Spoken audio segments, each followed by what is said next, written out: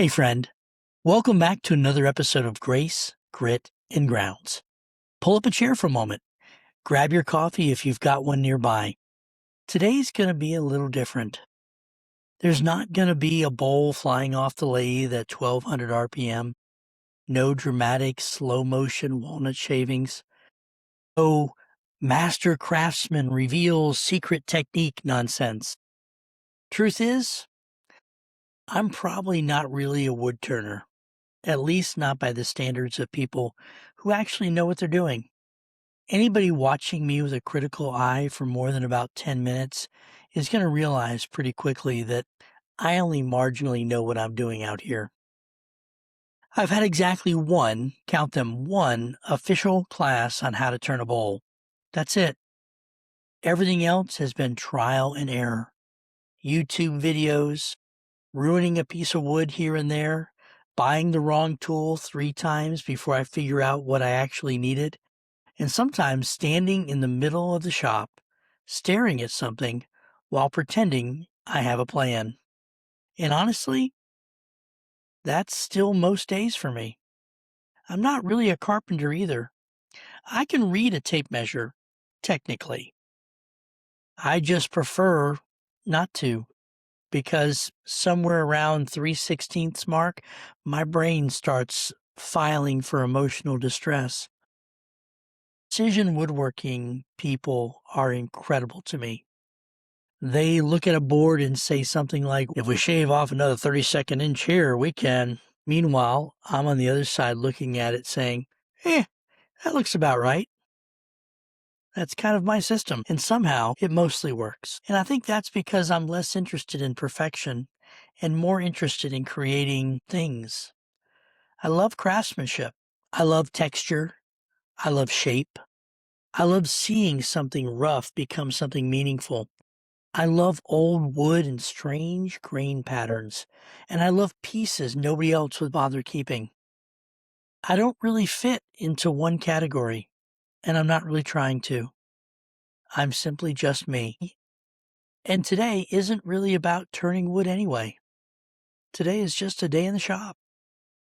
This morning started out the way a lot of mornings do around here. I opened my little tiny garage door and I looked inside. I saw sunlight and I immediately knew I had about a 6-hour window before Kentucky weather changed its mind. You see, my entire shop lives on wheels. Not metaphorically, actually. Everything rolls in and out. The lathe rolls, the workbench rolls, the sanding station rolls out. Half my sanity rolls along with it. Because my garage isn't really a dedicated workshop. It's a garage pretending to be one whenever the weather cooperates. So, the first part of the day becomes this strange little ritual. Dragging things out, setting out cords, untangling hoses, looking for clamps I literally had in my hand 30 seconds before. And there's something peaceful about it. I think maybe because it slows me down. I've mentioned this before many times, but we live in a world obsessed with instant everything. Instant answers, instant opinions, instant success, instant outrage, even instant expertise. But shops don't move at internet speed. Wood doesn't care about your schedule. Epoxy doesn't cure on time. It cures when it cures. Glue dries when it dries. Finish takes time. Sandpaper takes patience. And honestly, maybe that's good for us.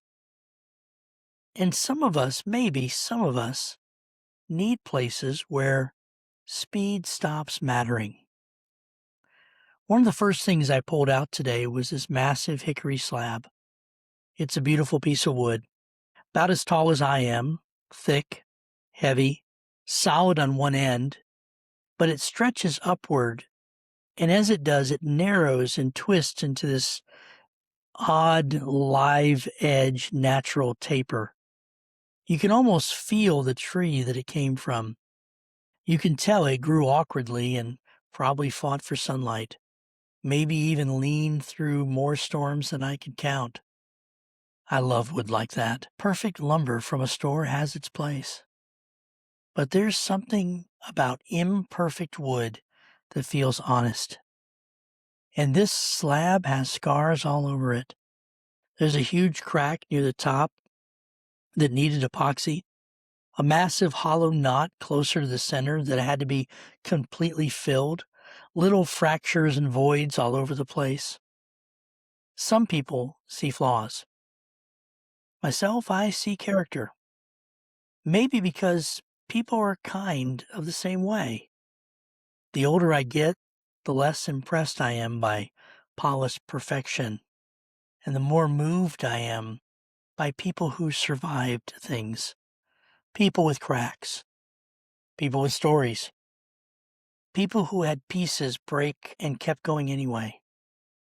There's a kind of beauty that only shows up after pressure. Scripture understands that better than we do sometimes. In the book of Ecclesiastes, and I've been there a lot lately, it has a thing to say about this. It says that there's a time to plant and a time to uproot, a time to tear down and a time to build. Life is cyclic at times and it moves in seasons. Formation takes time. God seems remarkably comfortable working slowly. We aren't. We want finished products yesterday. God seems to enjoy the process. And that can be frustrating when you're the project. So most of today became sanding and more sanding, and then some more sanding after that, which, well, is woodworking. And it's woodworking's way of humbling you. Because sanding is where you discover all the things you thought you fixed, but absolutely did not. You run your hand across the surface thinking, oh, that feels smooth. And then the sunlight hits it at a different angle and suddenly it looks like a raccoon finished it with its teeth. Back to sanding. There's something strangely spiritual about sanding too. Most shaping in life happens slowly. Not dramatically. Not in some mountaintop moment, and usually through repetition. Small corrections, daily faithfulness, tiny adjustments that nobody applauds. A little patience here, a little grace there, learning not to snap at people, learning how to apologize, learning how to rest, learning how to breathe again after hard seasons. Most transformation sounds less like thunder and more like sandpaper. Slow, consistent, sometimes irritating, but necessary. And then there's this thing, this lamp. Lord help me, this lamp has become personal at this point. So I've got this walnut base, it's beautiful dark walnut. I attached to it this angled piece of wood that I found while hiking in Alaska. It's part root ball, part branch, twisted and weathered, shaped by time. I cleaned off all the bark a long time ago and I smoothed it down as best I could. I drilled a hole all the way through it from top to bottom. And I had an idea in my head that was simple. In fact, in my head, this whole project looked easy and neat and no problems. Projects are always simple in your head. In my head, this was a genius idea. Take a rope-style lamp cord, feed it down through the hole in the wood, let the light dangle a little bit from the top, throw in an Edison bulb, and suddenly it looks like something you'd pay way too much money for in one of those little artisan stores somewhere everything smells like leather and coffee. At least, that was my dream. Reality? Well, reality has a way of crashing in on you. And this time, reality involved me fighting this cord for what felt like 12 years. Because the hole I drilled was just barely too small. Not wildly too small, just enough too small to make me question every life decision that brought me here. And because that branch curves and twists, I couldn't drill one straight hole. I actually had to drill two, and they're angled. And I tried to have them meet in the middle, which, well, did not go perfectly.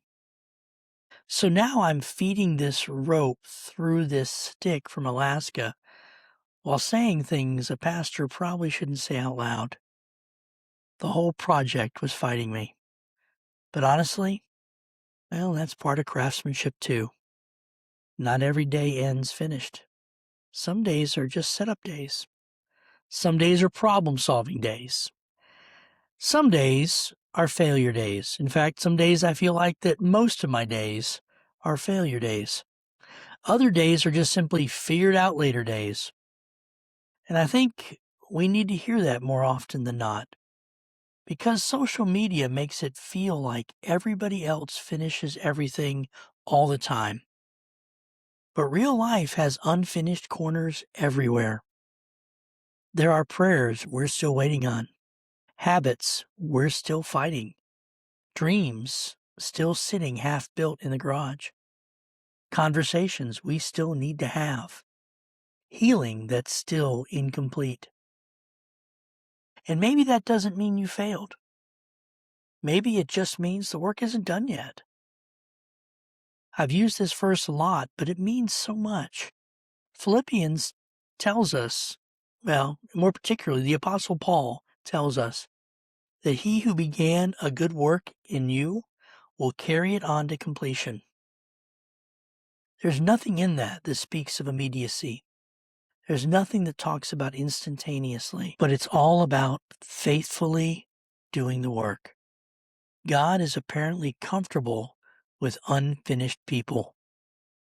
And I'll be honest with you, that annoys me to no end, but I guess it's a good thing too. I think sometimes we forget how much Scripture values ordinary work. Before Adam was ever a king, prophet, or a priest, or even a nation builder, he was a gardener.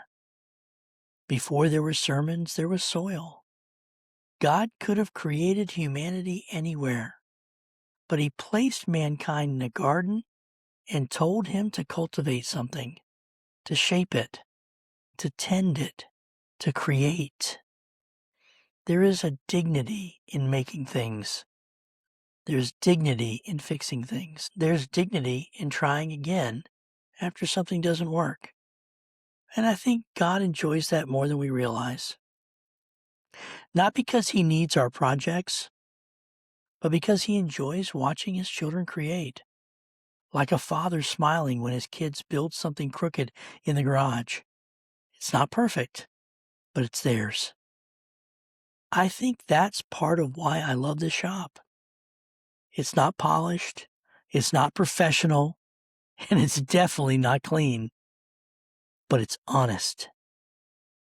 And sometimes honesty is more healing than excellence. At some point, I set this camera up and I sort of pan across my backyard. And honestly, my backyard looks pretty rough right now. It's mostly dirt, half-finished landscaping, uneven ground, piles of dirt and materials sitting around waiting their turn. But there's potential here too. Funny how life looks a lot like a construction site while we're living it. We want gardens, but God often starts with dirt. And maybe that's okay. Because resurrection itself didn't start in a garden tomb. God has always done beautiful things in messy places. You know what I've realized lately? Some of the best moments in life never look important while they're happening. Nobody would probably watch me dragging tools out into the driveway and think, wow, what a meaningful moment. But it is. The smell of sawdust, coffee getting cold on my bench, sunlight hitting rain patterns, the sound of sandpaper going, the frustration of a stubborn project that won't seem to work. These ordinary moments become the fabric of a life well lived. And I think we miss them because we're always waiting for the big, crazy, hairy things. But Scripture reminds us when it says, "This is the day that the Lord has made." Today, not someday, this day, this ordinary Saturday with dirt in the backyard and epoxy dust on my shirt. This one. Well, there's grace here too. Well, friend, my day in the shop is coming to a close. The sun is starting to drop and the shop's quieting down. My lamp still isn't finished. The hickory still needs more sanding. And honestly, tomorrow, there'll probably be another problem I didn't expect. But that's all right, because this was still a good day. Not because everything got finished. In fact, nothing did. But because I got to create and work with something. I got to breathe a little. I got to work with my hands. I got to slow down enough to remember that life doesn't always have to move at the speed of anxiety. And maybe you needed that reminder too. Maybe you've been a little frustrated lately. Maybe your life doesn't feel finished yet. Maybe things still feel rough around the edges. Maybe you're staring at projects, hopes, dreams, relationships, or even parts of yourself that still need sanding. And that's all right. God's not afraid of unfinished work, and you don't have to become somebody else to have value. You don't have to fit neatly into categories. You don't have to have everything mastered yet. You don't have to be perfect to make things beautiful. Sometimes it's enough to keep showing up, to keep learning, to keep creating, to keep trying again tomorrow. Thanks for spending a little time with me out here today. I really do appreciate it, wherever you are. I hope you find a little bit of grace in the ordinary this week. Until next time, my friend, remember, grace builds what grit sustains.